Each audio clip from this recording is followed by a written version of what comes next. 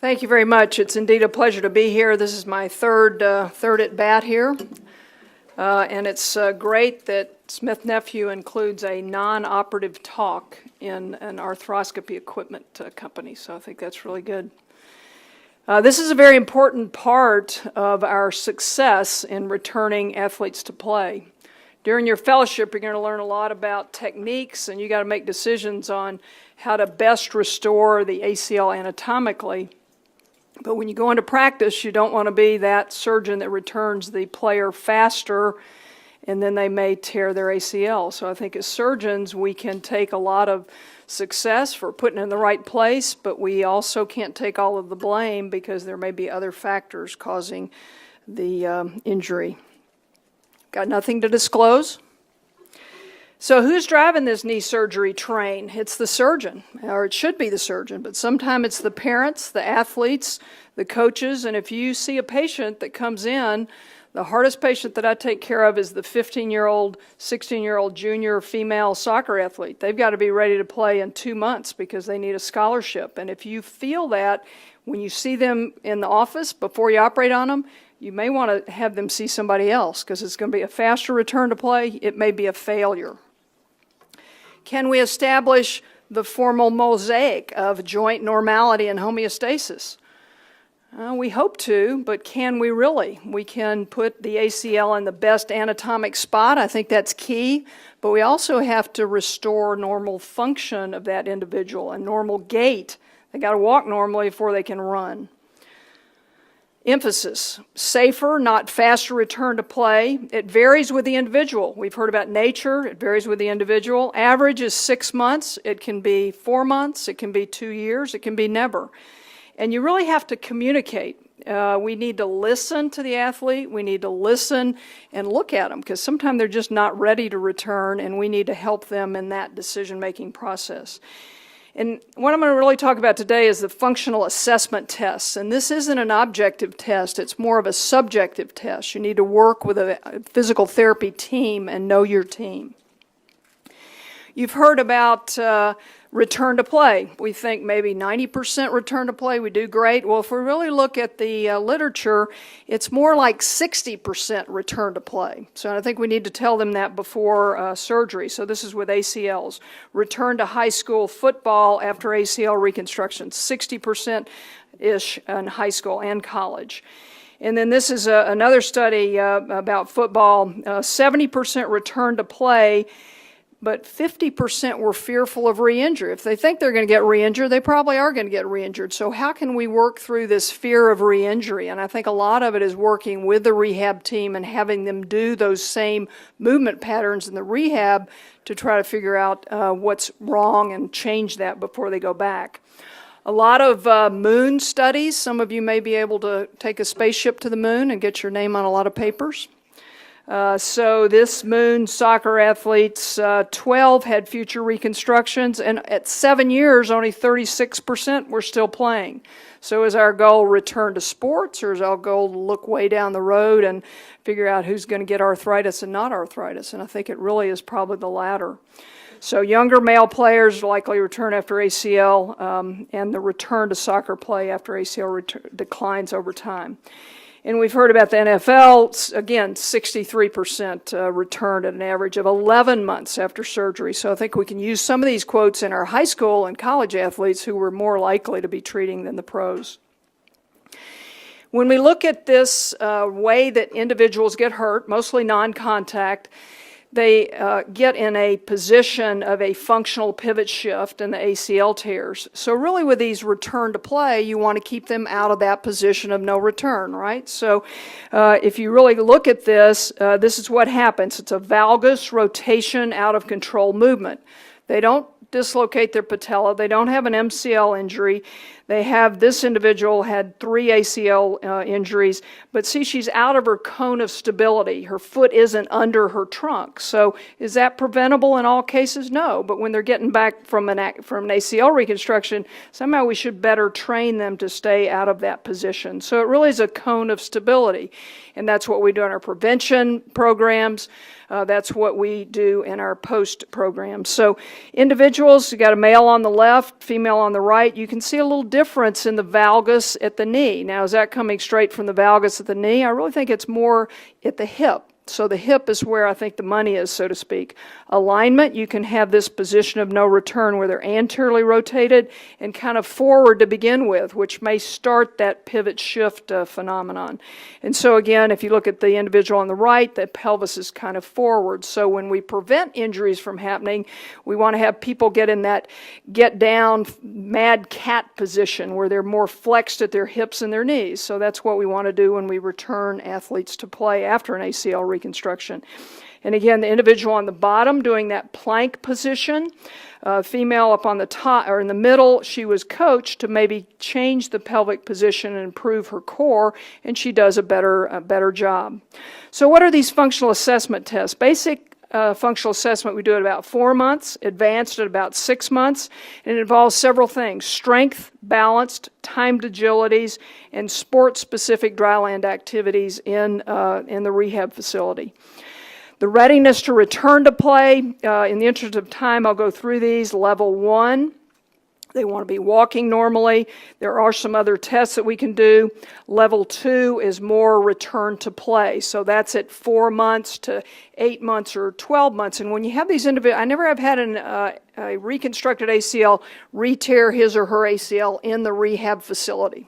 So these activities you're doing under a control, and I really think that the athlete gets it when they can't do these things. So they're convinced because they can't cut, they can't do these things, and they're maybe scared of going back to they don't want another ACL reconstruction, another injury. So you can put the fear in them too in the rehab facility.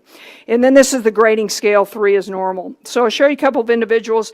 This girl has not torn her ACL yet. So what we look at is we look at, can she get the dot on the bottom, on the floor, and then these are the deductions that occur. So if they can't stick those landings and move, then they're not ready to go back. And there are some people that are a bit motor moron, and maybe she was never an elite athlete.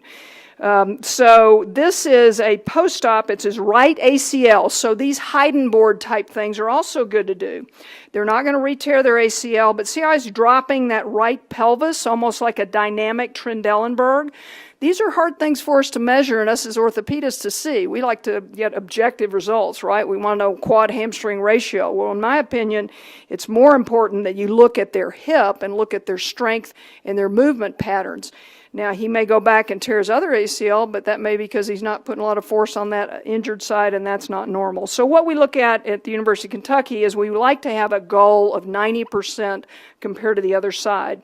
Single leg hop, 6-meter timed hop, triple leg single hop, crossover single leg hop, single leg vertical jump. Strength we need to do is hamstring and quad, but more importantly I think is hip, and we also need to go up the chain and measure some trunk activity. So these are some of our triple jump that we look at. Quality of movement, how are they sticking those landings, can they hit the dot on the ground, and then this is just an example of a triple jump. Trunk, it's hard to measure trunk as we swim upstream. This may be important too with patellofemoral problems, but trunk control, that we're starting to do some trunk control testing, and you can see the individual here can't really hold herself on the ball just with 1 foot down. So these are other tests that are being developed.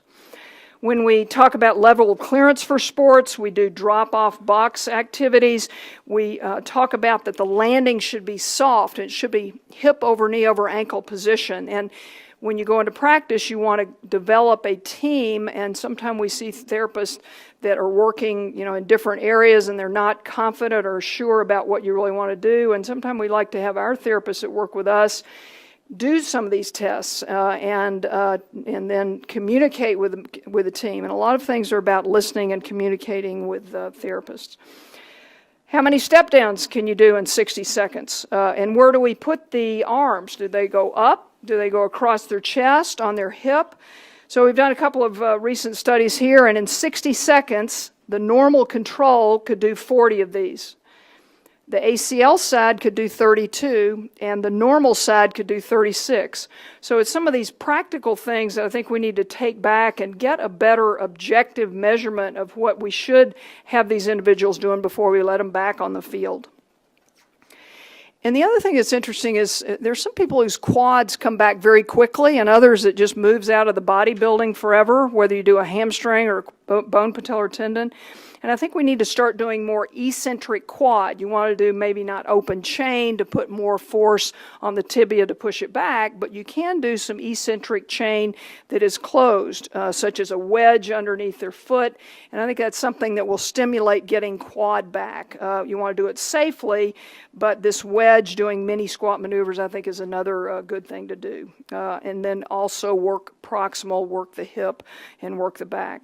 So successful return to play, safer, not faster. We really want to prevent osteoarthritis, and if they can't run normally and have not normal gait mechanics, they probably are going to develop arthritis. So the average age is 6 months, varies individual, and this fear of re-injury is something I think is getting more and more look. So we as orthopedists, we can't take all the credit or the blame for a new re-injury. Most important factors, I think, are a combination of these functional assessment tests, confidence, sport, and certainly the surgeon. So this is 10 months after a right ACL reconstruction. I'm not sure how well this projects, but her pelvis is a little forward. You can see her hip and knee on the involved side are not flexing as much as the normal side. And when we look this way, if we overlay a pelvis on this, she's got a functional Trendelenburg. She's dropping that right side as she lands. And I think that this is important for us to look at. We may not all have gait labs, but I think we can have people running on treadmills, and there are a lot of different applications that you can get or apps that you can get where you can put them and compare them to someone else. So what do we compare when we look at our gait? Normal versus another individual, normal versus their normal leg versus their ACL leg, and that may not be normal. We need to look at hip, trunk, balance, and gait, and figure out what the best tests to do are. This is a recent JAOS review article, and I think it's interesting, like we were talking with outcomes after ACL reconstruction, we need to look back at this and get better. There remains a paucity of objective criteria and consensus guidelines to facilitate the decision to return to play after ACL reconstruction. So you do the best ACL reconstruction, it looks beautiful, you got pictures, x-rays to prove it, and then they go back and tear their ACL. Why did they? You put it in the right place. There's a lot more to successful ACL surgery in normal knees than slapping it in the right place. So more emphasis on this kinesiophobia, I think, needs to happen as well. So this is a statement from a few years ago, but this high school soccer athlete, multiple ACL injuries, both knees. Her mindset was get back fast, rehab hard, get back on the field, compete fiercely, and hope not to be re-injured. I think that's kind of sad if we've got individuals going back hoping not to be re-injured.